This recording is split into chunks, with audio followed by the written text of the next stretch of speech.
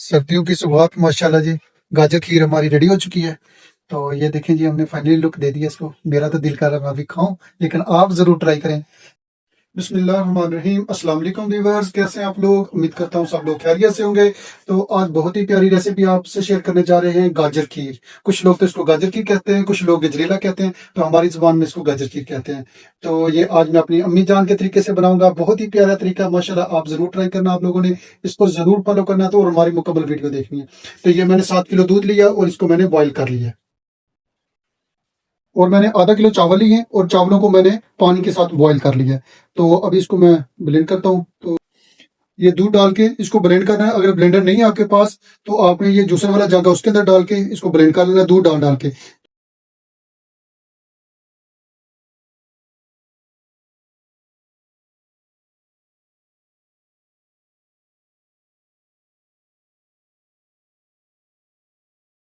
ये देखिए जी, माशाल्लाह इस तरह इसको मैंने ब्लेंड कर लिया है। ये देखें, ये देखें। तो इसी तरह आपने ब्लेंड कर लेना है। तो अगला प्रोसेस चेक करते हैं आपको। ये दूध हमारा माशाल्लाह से दोबारा, ये देखें मैंने आंच लगा दिया दूध के नीचे। पहले मैंने बॉयल करके रखा था, तो अभी फिर दोबारा से ये आहिस्ता से उबलना शुरू हो गया। तो उधर से मैंने चावल जो ग्राइंड किए हैं, तो वो ये देखें। ये जो मैंने चावल ब्लेंड किए थे वो इस तरह मैं साथ साथ डालता जा रहा हूँ और इसको हलाते रहे। चम्मच ना छोड़े कि ये नीचे ना लग जाए। तो ऐसे ये देखें, साथ साथ चावल डालता जाऊंगा जो ब्लेंड किया मैंने। इसके अंदर ये गुठलियां टाइप ना बन जाए, तो ऐसे चम्मच की मदद से इसको हलाते रहेंगे।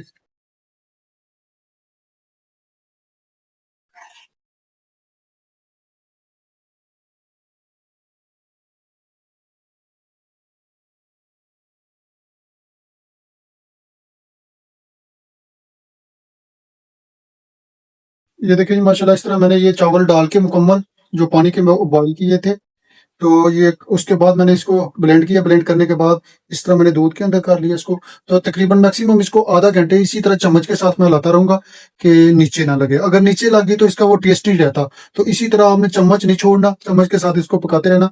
मेहनत तो है लेकिन ये बहुत मजे की और बहुत प्यारी स्वीट है। तो इसको आपने ऐसे पकाते रहना। तो अगला प्रोसेस आपको बताता हूँ मैं आधे घंटे के बाद। ये देखिए जी, माशाल्लाह हमारी खीर जो गाजर खीर आधी कुक हो चुकी है। तो अभी हम इस हालत में इसके अंदर गाजरें जो कद्दूकस की हुई हैं वो डालेंगे। तो ये 1 kg गाजरें ली थी, तो ये हमने इसको कद्दूकस कर लिया, लेकिन अंदर से जो कील थे उसके वो निकाल लिए सख्त वाले। तो अभी ये बिल्कुल नरम जो कद्दूकस की हुई है ये अभी इस हालत में इस खीर के अंदर डालते हैं। ये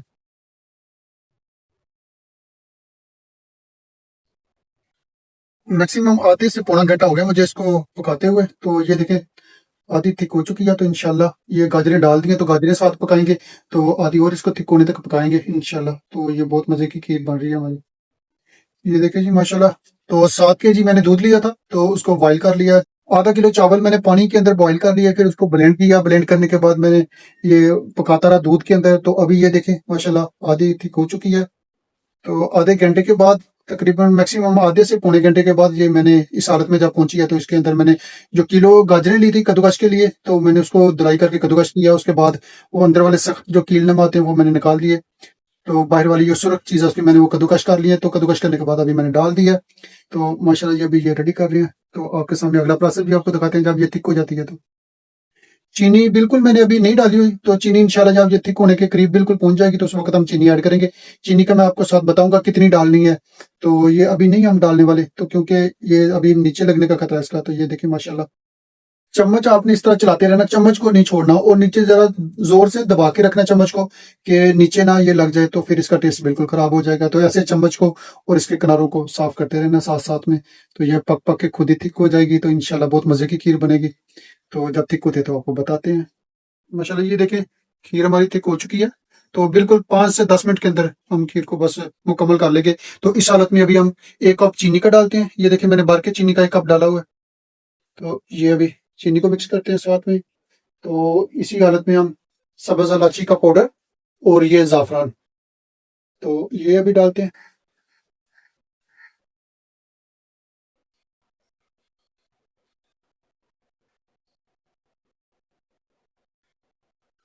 ये चम्मच की मदद से ऐसे मिक्स करेंगे इसको। साथ में ज़ाफ़रान भी मिक्स हो जाएगा, सब्ज इलायची भी और चीनी भी।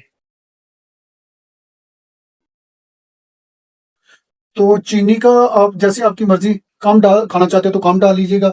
तो हमारे घर में तो इतनी चीनी पसंद करते, तो मैंने एक कप भर के डाल लिया। तो माशाल्लाह ज़ाफ़रान और सब्ज़ इलायची की खुशबू बहुत प्यारी आ रही है। तो ज़रूर ये रेसिपी हमारी ट्राई करें। तो इंशाल्लाह, तो खीर पकाने की सबसे प्यारी टिप यही है कि आपने ये चम्मच नहीं छोड़ना अपने हाथ से। ऐसे चम्मच की मदद से इधर से और नीचे, ये ऐसे चारों तरफ से इसको गोल घुमाते रहना, और नीचे से ये ना लगे, ये ऐसे जोर से चम्मच को चलाते रहना। तो इंशाल्लाह खीर बहुत ही मजे की बनेगी। तो हमें कमेंट में जरूर बताना आप लोगों ने कि आप लोगों की खीर कैसी बनी है। तो इंशाल्लाह, हम तो बहुत ज्यादा, 7 किलो दूध लिया था हमने, तो बहुत मजे की खीर खाएंगे। तो आधा किलो चावल लिए, 1 किलो गाजर लिया, तो गाजर कद्दूकस करके हमारी 700 ग्राम रह गई है। तो इंशाल्लाह अभी बस बिल्कुल 5 से 6 मिनट में अंदर अंदर ये खीर रेडी हो जाएगी। तो इंशाल्लाह जरूर आपको बताएंगे, इसकी फाइनली लुक भी आपको बताएंगे। तो माशाल्लाह जी, बहुत प्यारी, मुझे तो बहुत खुशबू आ रही है इसकी। मेरा तो दिल कर रहा है मैं अभी इसको खाना शुरू करूं, लेकिन नहीं, अभी बस रेडी होने का इंतजार करते हैं। 6-7 मिनट के अंदर अंदर इंशाल्लाह रेडी हो जाएगी। ये देखिए माशाल्लाह खीर हमारी रेडी हो चुकी है। तो ये अभी फुल गर्म है, तो इस हालत में है। ऐसे ही आपने करना, ज्यादा अगर आप इसको थिक करेंगे तो फिर वो ठंडी होने पे बिल्कुल ही जम जाएगी। तो ऐसे ही ये देखिए माशाल्लाह जी, ऐसे ही है ना आपने,